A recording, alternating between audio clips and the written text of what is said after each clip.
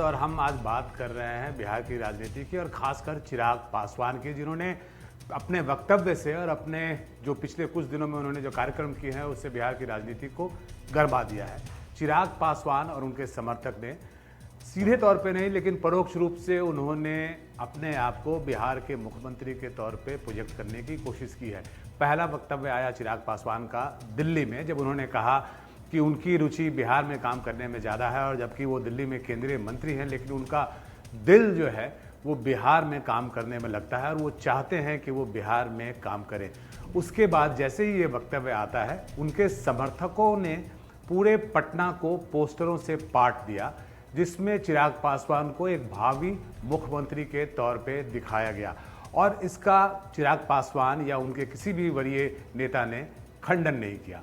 उसके बाद चिराग पासवान पटना आते हैं। पटना आके वो नीतीश कुमार से उनकी सीधी मुलाकात होती है, जिसने इन अटकलों के बाजार को और गर्म कर दिया। तो क्या चिराग पासवान इस चुनाव से पहले, जो बिहार में चुनाव होने हैं उसके पहले, अपने आप को एक तरीके से मुख्यमंत्री के तौर पे प्रोजेक्ट करना चाहते हैं? क्या वो चाहते हैं कि जब एनडीए की सरकार बने और नीतीश कुमार के नाम की अगर चर्चा न हो या उनके विकल्प के तौर पे अगर किसी की तलाश हो तो क्या वो चिराग पासवान हो? हालांकि उन्होंने इस पर खुल के कुछ नहीं बोला है, लेकिन उनके जो वक्तव्य आ रहे हैं, उनके नेताओं के जो वक्तव्य आ रहे हैं और उनकी पार्टी जो कार्यक्रम कर रही है वो कुल मिला के इसी ओर इशारा कर रही है। तो इसी पे बात करने के लिए हमारे साथ रवि उपाध्याय जी आज जुड़े हुए हैं, वरीय पत्रकार हैं और बिहार की राजनीति पर खासी पकड़ है इनकी। रवि जी, पहले ये बताइए कि पिछले कुछ दिनों से आप देख रहे हैं चिराग पासवान का वक्तव्य, उसके बाद आपने देखा कि कैसे उनकी मुलाकात होती है नीतीश कुमार से, कैसे उनके समर्थक जो है पूरे पटना में उनके पोस्टर लगाते हैं जिसमें चिराग पासवान को भावी मुख्यमंत्री के तौर पे वो प्रोजेक्ट भी कर रहे हैं और इसका खंडन नहीं किया, पार्टी ने इसका कोई खंडन नहीं किया। तो आपको लगता है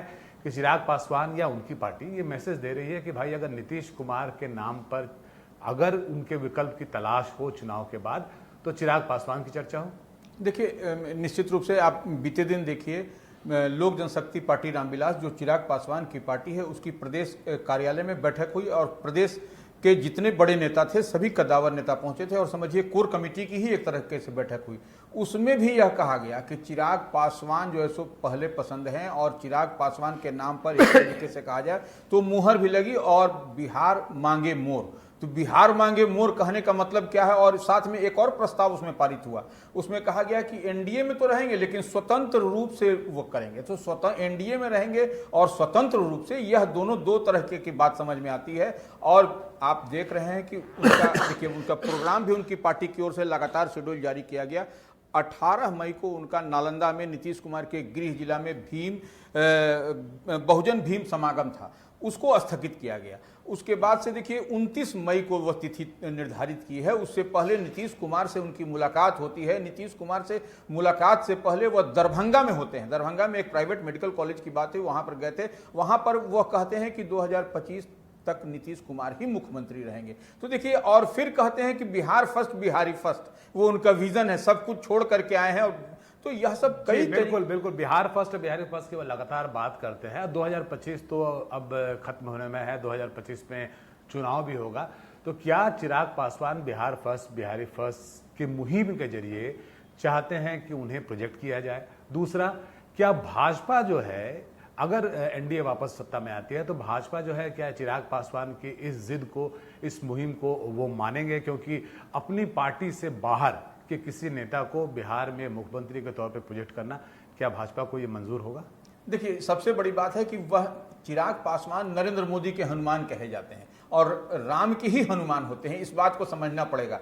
और राम जब चाहेंगे तो हनुमान को गद्दी मिलेगी, इसमें कहीं कोई दो मत नहीं है। और ये सबसे बड़ी बात क्या है कि देखिए, चिराग पासवान अभी तक सब लोग यही कह रहा है कि 2025 में नीतीश के चेहरे पर ही चुनाव होगा, लेकिन भारतीय जनता पार्टी की ओर से किसी बड़े नेता ने, यहाँ के प्रदेश के प्रवक्ताओं की बात छोड़ दीजिए, किसी ने नहीं कहा कि 2025 में विधानसभा चुनाव जो होगा उसके बाद से नीतीश कुमार ही इलेक्शन के बाद वही मुख्यमंत्री होंगे, यह कोई नहीं कह रहा है। तो यह देखिए, और देश की में अब तक जितने भी प्रदेश हैं उसमें कहीं पर दलित चेहरे का कोई चीफ मिनिस्टर नहीं है।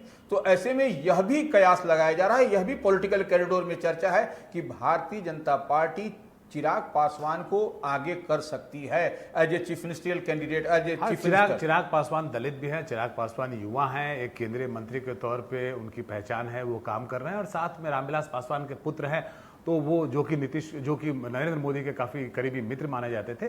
तो कुल मिला के ये आंकड़े तो उनके लिए फिट बैठते हैं। लेकिन अगर आप बात करें वोट बैंक की, बात करें जातिगत समीकरण की, वो दलित तो है लेकिन वो पासवानों के का नेतृत्व करते हुए माना जाता है और माना जाता है कि बिहार में पासवानों के नेता चिराग पासवान हैं और रामविलास पासवान के बाद पासवान वोटर्स ने स्वतः उन्हें अपना लीडर मान लिया है। लेकिन उनकी जो संख्या है, क्या वो इतनी है कि चिराग पासवान इसे डिक्टेट कर पाए, अपने आप को मुख्यमंत्री के तौर पर बिहार में प्रोजेक्ट कर पाए? देखिए, चिराग पासवान की पार्टी का अगर यदि आप स्ट्रक्चरल ढांचा देखेंगे, संगठनात्मक ढांचा देखिएगा, तो उसमें ऐसा कुछ नहीं है। उसमें हर जाति को, उसमें हर धर्म के लोगों को बराबर की भागीदारी उन्होंने दे रखी है। यह लिगेसी उनके साथ में है जो कि रामविलास पासवान भी इसी तरह से करते थे और वही चीज करते हुए भी नजर आ रहे हैं। आप देखिए उनकी पार्टी के प्रदेश अध्यक्ष कौन है, उनकी पार्टी के कोषाध्यक्ष राष्ट्रीय कौन है। तो यह सब एक बड़ा मैसेज लाउड एंड क्लियर वो आम आवाम को देते हैं। और चिराग पासवान को जाति में बांध करके नहीं देखिएगा। वो देखिए उनके पास में लोकसभा में 2024 के इस बार जो भी सीट मिली, अगर अपना उनको हाजीपुर और जमुई वो 2 सीट छोड़ दे तो बाकी देख लीजिए उसमें महिलाओं को भी प्रतिनिधित्व दिया और सोशल इंजीनियरिंग किया। समस्तीपुर सुरक्षित सीट में देखिए वह दलित हैं शांभवी चौधरी, लेकिन उसमें भी उन्होंने सोशल इंजीनियरिंग किया। तो यह एक चिराग पासवान की अपनी एक काम करने की शैली है और निश्चित रूप से बिहार के युवा उनकी ओर इस बार देख रहे हैं और उन पर भरोसा भी जताते हैं चिराग पासवान पर। चलिए, बिल्कुल चिराग पासवान जिस तरीके से काम कर रहे हैं, सोशल इंजीनियरिंग कर रहे हैं, अपने कुनबे को मजबूत कर रहे हैं और कोशिश कर रहे हैं कि समाज के हर वर्ग का प्रतिनिधित्व हो, चाहे वो माइनॉरिटीज़ की बात करें, दलितों की बात करें या फिर महिलाओं की बात करें। और लोकसभा में जैसा रवि उपाध्याय जी ने बताया, लोकसभा में हमने देखा है जो 5 उनके सांसद हैं उसमें लगभग सभी का प्रतिनिधित्व आपको दिखता है। लेकिन विधानसभा में एक मुख्यमंत्री के तौर पे चिराग पासवान को प्रोजेक्ट होना, ये एक टेढ़ी खीर होगी और उसके लिए उनको काफ़ी मेहनत करनी होगी। और यही कारण है कि देखिए लगातार चिराग पासवान और उनकी पार्टी जो है वो अलग अलग कार्यक्रम उन्होंने बिहार में किए हैं और अभी ज़्यादा समय वो बिहार में गुजार रहे हैं ताकि जब मुख्यमंत्री की बात आए और अगर वो ऑप्शन आए बीजेपी के पास तो उन्हें एक सीरियस मुख्यमंत्री के कैंडिडेट के तौर पे एक्सेप्ट करे बीजेपी। तो बिहार से आज इतना ही।